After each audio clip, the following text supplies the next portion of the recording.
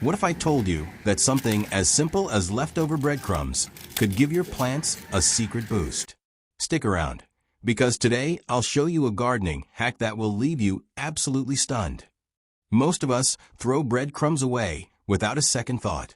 But did you know that those tiny bits of bread are packed with nutrients that can actually improve soil health and feed your plants? Yes, breadcrumbs can act as an organic booster for your garden, and I'll show you exactly how to use them. Breadcrumbs slowly break down in the soil. Collect and dry. Crush finely. Grind or crush them into fine crumbs for easy mixing with the soil.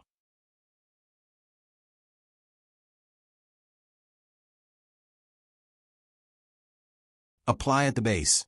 Sprinkle a small handful around the base of your plants, just like fertilizer. Cover with soil or mulch. Lightly cover with a thin layer of soil or dry leaves to prevent pests from reaching it. Water gently. Water the plant as usual, and let nature do the rest.